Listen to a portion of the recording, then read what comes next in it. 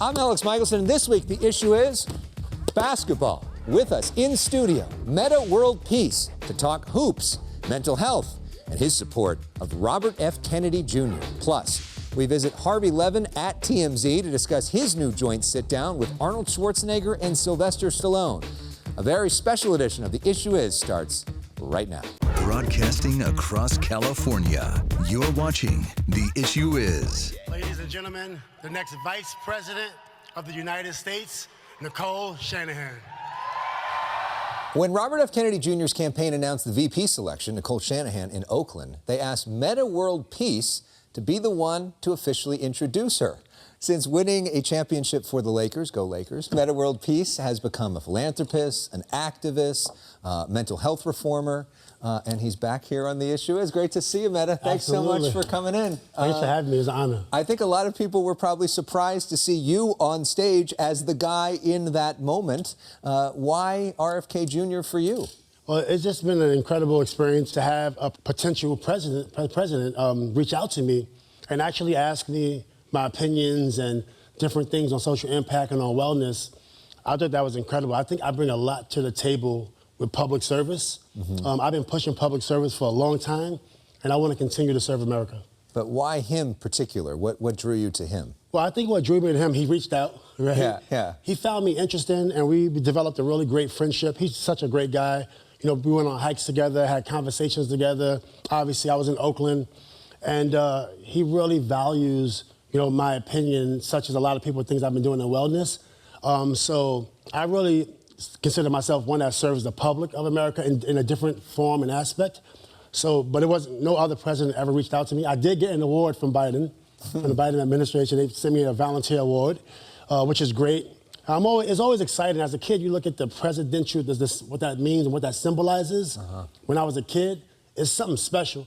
So for you to be able to be in the loop and in the mix of politics at that level is incredible. What did you tell him about mental health reform that you want to see be done on a bigger scale?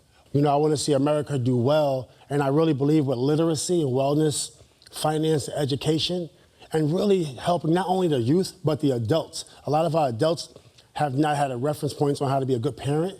You know, not because we don't want to be, or not because we don't want to treat our partner with respect. It just hasn't been a reference point. So all that is education to me. So you introduced Nicole Shanahan to the world. It's you. What was that moment like for you, and what was she like? Because a lot of people don't know much about her, his VP pick, who is from Oakland. I think it's incredible. You know, she has a background in tech, a background in scaling and servicing from a tech perspective. And, you know, initially when I was introducing her, I didn't know what to do. So I said, you know what? I'm just going to introduce her. I'm going to step off, you know, and then give the stage to her. As you can see, I was only in like a small shot with her, but what an honor. And I actually had the flu. I called Robert that morning and I said, I don't think I'm going to be able to make it. I don't want to get you sick. He said, I don't get sick. I said, okay, I'll be on Southwest. Well, we know he's not vaccinated, but that's a whole other thing. So, and something you've been very, very open about is your own battle with depression, with anxiety. You've been very open about the fact how therapy has helped you. And when you won the championship, the first thing you talked about was thanking your psychiatrist at the time. I definitely want to thank my doctor, Dr. Sandy, my psychiatrist. What do you want other people to know about that in terms of your activism, in terms of your message to lawmakers, in terms of mental health? Well, I want to just, without money, in 2010 alone, when I announced I want to thank my psychiatrist on national television, and people laughed at that time, but look at the movement that we created. Capitol Hill with Congresswoman Grace Napolitano. We brought the lime green color to Capitol Hill, with now mayor's lime green the color, right? We also look at all the sports organizations that have mental health therapists, you know, mandated to be there. And look at the wellness in the workplace here in America, and now globally, look where wellness is going. Look where mental health is going. It's like a hot trending topic right now, and I feel like I was at the beginning of that.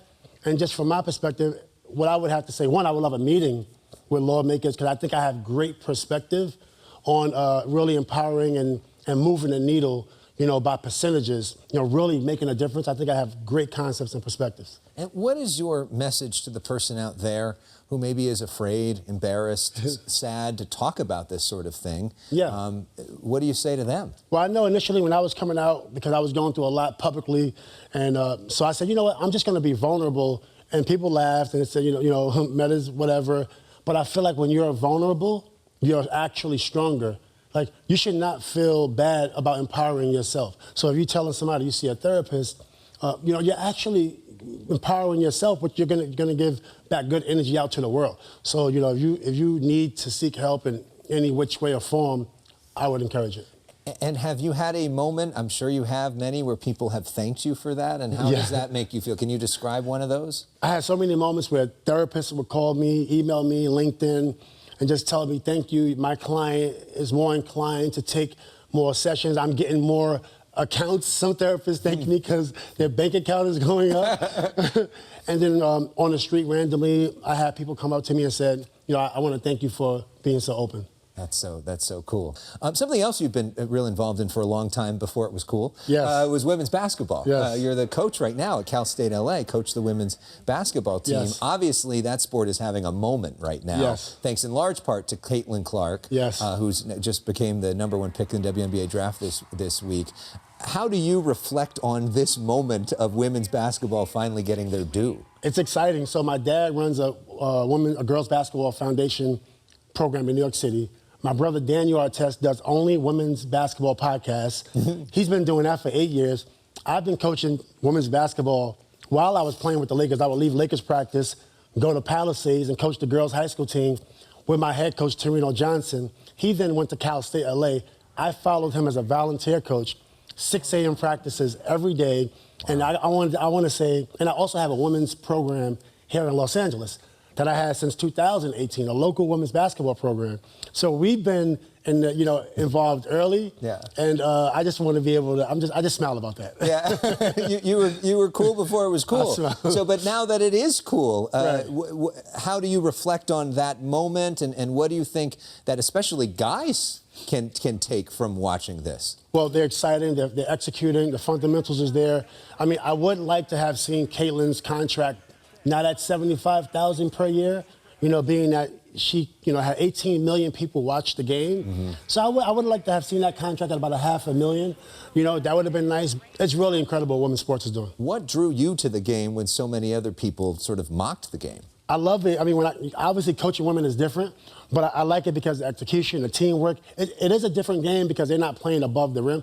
There's a girl in high school, her name is Toby. She's playing above the rim. She's probably the highest jumper we'll see. She will dunk with 2 hands backwards in the game. But it's a different game in general with women. So, you're coaching fundamentals, footwork, and that's what I love. So the last time you were here, we asked you who your favorite teammate of all time was, and you said Kobe Bryant. And, and unfortunately, of course, since you've been here, we lost Kobe Bryant. As a coach, as somebody who talks about basketball, what is the most important lesson you learned from Kobe? The most important lesson I learned from Kobe is repetition. I asked him one time, I said, where do you get your confidence from? And he says, repetition. And I'm like, wow, that makes sense. And that's and just Kobe, he followed that mantra throughout his career. Yeah, and how did he teach you and touch you personally? Personally, he just gave me time. He did call me the greatest offensive player ever. So one of the greatest said, I'm the greatest. I didn't say it, he said it. I mean, stuff like that just makes me just be reassured that I started to play basketball for a reason. And now you're at a really exciting moment in your life. Not only are you a dad and a granddad, but you're about to become a dad again. You're about to have a newborn.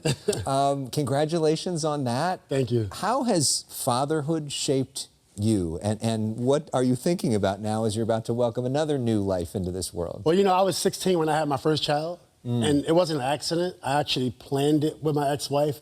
We've known each other for a long time. We're still friends to this day and partners, on companies. I since then got divorced, and it's been a 21-year gap between, my youngest child and my new child. And my new child is younger, than 2 of my grandchildren. So I'm American for real. Yeah. How do you think about that? What's that going to be like? I mean, it's a very modern family, right? I'm a modern family. I mean, modern family in real life. Yeah, that's so exciting. I'm excited. Well, congratulations to you on that. We do a game on this show called Personal Issues, where we get to know some of your cultural favorites. It's the first thing that comes to mind, and let us know what it is. So what is your favorite TV show right now? My favorite TV show, anything with poker after dark. Okay. Who's your favorite male basketball player? My favorite male basketball player is Kawhi Leonard. Favorite female basketball player? Favorite female basketball player is probably Grace Burgess from the Indiana Fever. Who's your favorite musical artist? My favorite musical artist is Alberta Hunter. Okay, we've got to check that out. Who is your role model? My role model is the energy of the streets. The positive energy of the streets, because I grew up kind of differently and I needed to find that energy, and it's just good energy from people. I love that. So when you were here with us 4 years ago, we played a little basketball back then. Yeah, I remember. And you showed me a thing or two. Here's a clip of that. So a little later on in the show, you're going to be back with us in front of our hoop, and we're going to have some fun with that. Harvey Levin from TMZ is up next, but we go to break with music. We love to play music on this show, so we thought, why not play your music? Oh, that's incredible. So this is you as a rapper with the song Represent. Oh, wow. Yeah, this is a throwback, Metta World Peace, and check out that body, wow. right? Yeah. Who is that guy? That's Ron Artest. That's not Metta.